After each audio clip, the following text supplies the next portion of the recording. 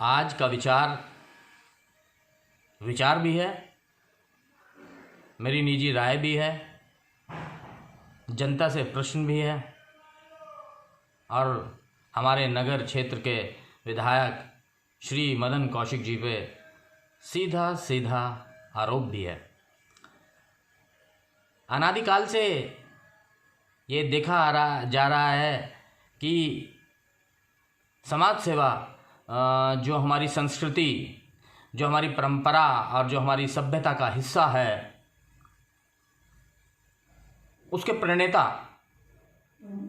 रहे हमारे साधु संत, ऋषि मुनि या आधुनिक समय के संत या महंत, वो समाज सेवा जो उनको पीढ़ी दर पीढ़ी एक विरासत के रूप में प्राप्त हुई है, इन संतों ने बखूबी उस समाज सेवा को निस्वार्थ सेवा, नर सेवा, नारायण सेवा का रूप देकर निभाने का काम किया है।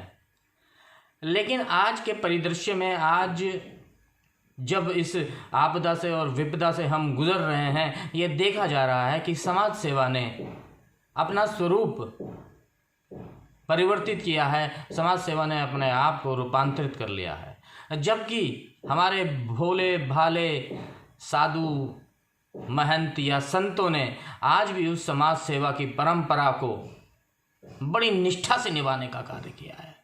तो हमें आज ये समझने की ज़रूरत है कि समाज सेवा का रूपांतरण क्या है और समाज सेवा का हस्तांतरण क्या है। इसके फ़र्क को, इसके भेद को, इसके अंतर को समझना अति आवश्यक है।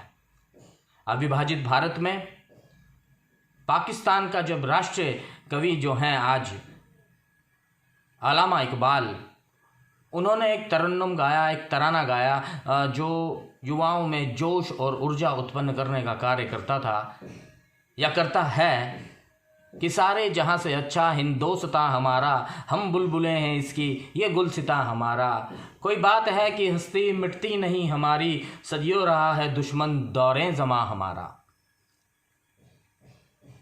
हमारे भारत में जब हम परतंत्र थे या उससे भी पहले मध्यकालीन भारत में कई विदेशी आक्रांताओं ने और आतताइयों ने आक्रमण किए, लेकिन भारत की पवित्र भूमि जो विद्वता, ज्ञानता और वीरता के ले जानी जाती है, उसका डटकर मुकाबला करा और वो कुछ धन लेकर ही चले गए और वो कुछ हमारे धन का अंश लेकर ही चले गए। हमारी धर्म, हमारी संस्कृति तब भी जैसी पवित्र थी, विशाल थी, आज भी ऐसी पवित्र और विशाल है। आज भी एक विदेशी आक्रांता रूपी संक्रमण आतताई बनकर भारत में प्रवेश कर चुका है और भारतीय समाज को परेशान करने का कार्य कर रहा है।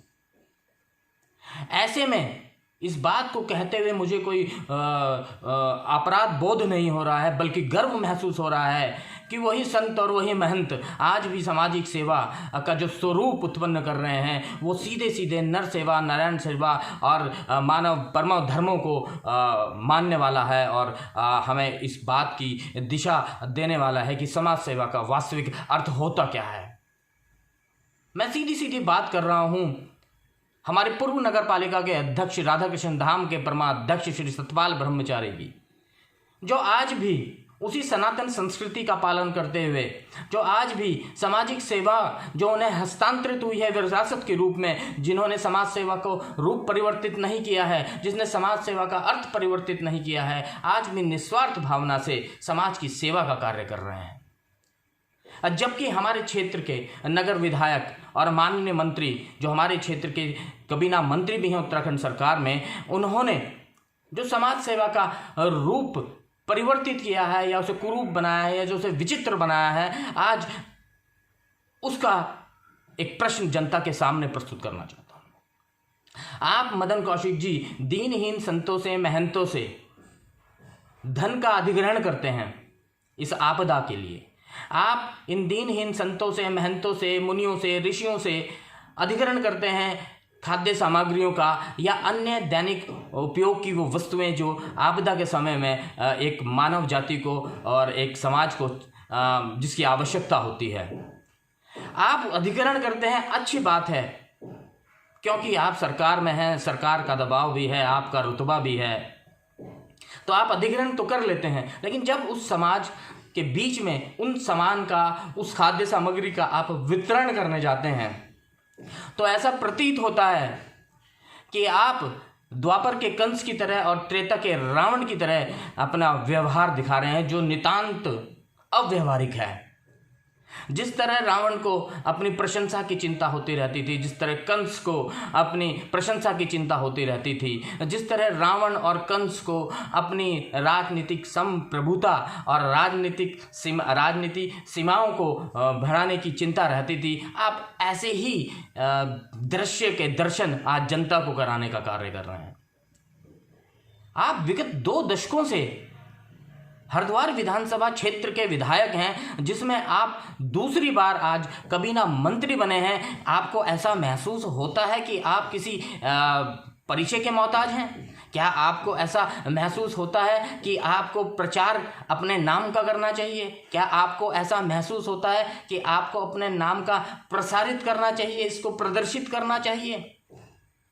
अगर 2 साबुन की टिक्की और 2 मास्क के साथ आप अपना छोटा सा एक विज्ञापन जनता के बीच में ले जाने का कार्य करते हैं तो इसका मतलब आपको अपनी व्यक्तित्व पे शक होने लगा है, आपको अपने चरित्र पर शक होने लगा है, आपको अपनी मंशा पे शक होने लगा है कि जनता आपको स्वीकार करने भी जा रही है कि नहीं। आप अपना प्रचार प्रसार ऐसे कर रहे हैं जैसे कि जनता के बीच में आप चुनाव की तैयारियों को लेकर गए हों, जनता के बीच में आप लोकतंत्र के किसी मेले में सफ़र करने के लिए गए हों। ये अपने आप में चिंताजनक तो है ही, ये अपने आप में दुखद भी है, दंडनीय भी है और दयनीय भी है।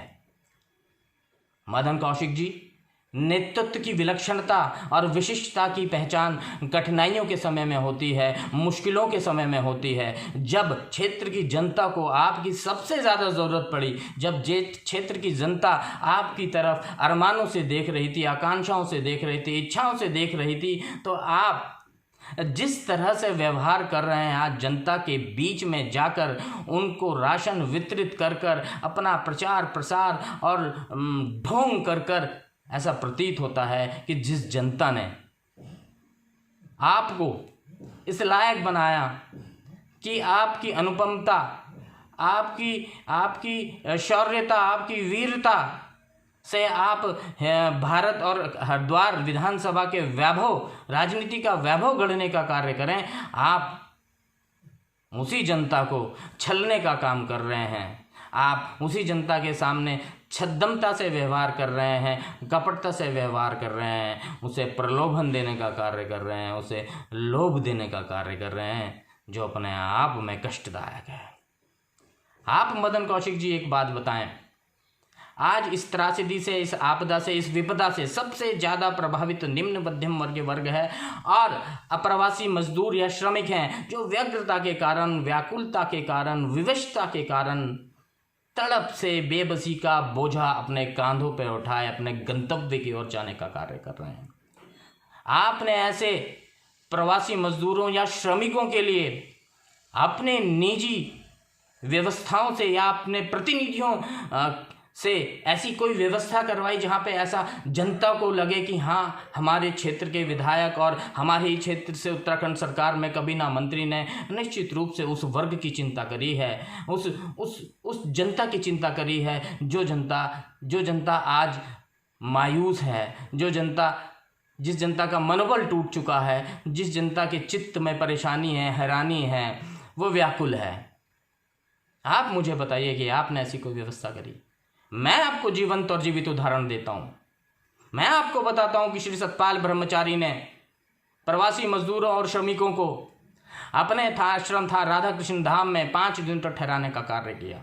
उसमें अवरोध उत्पन्न हुए, उसमें प्रतिशोध उत्पन्न हुए, उसमें प्रतिद्वंद्विता आ गई, लेकिन अगर सच्चे मन से कार्य करो तो आपका उद्देश्य आपके चरणों में आ जाता है।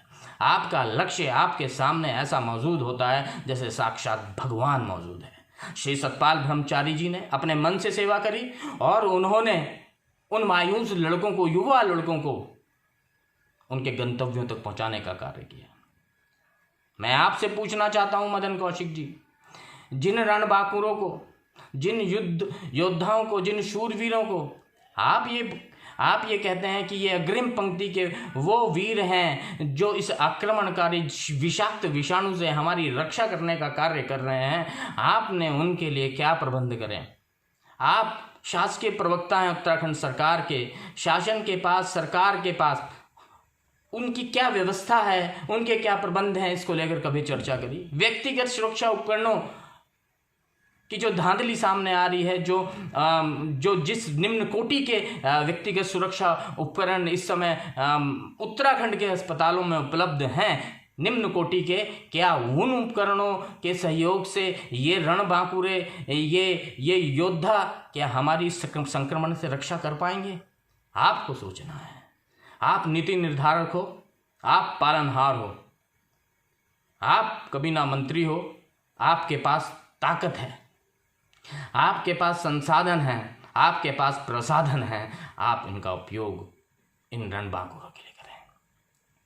मैं आपसे निवेदन करना चाहता हूं मदन कौशिक जी कि आप अल्लामा इकबाल जो पाकिस्तान के राष्ट्र कवि हैं, उन्होंने पंक्तियां की हैं, उनमें पंक्तियां कही हैं, उनकी वो पंक्तियां मैं आपको समर्पित करता हूं कि वतन की फिक्र कर नादान, मुसीबत आने वाली है, तेरे बर्बादियों के मशवरे हैं आसमानों में। और आगे की पंक्तियों का अवलोकन मदन कौशिक जी आप ज़रूर करें। आपसे ये मेरी विनती है, अनुनय है कि आगे की पंक्तियों का अवलोकन ज़रूर करें। आपको आपके भविष्य का स्वरूप नज़र आ जाएगा। जय हिंद, जय भारत, जय उत्तराखंड।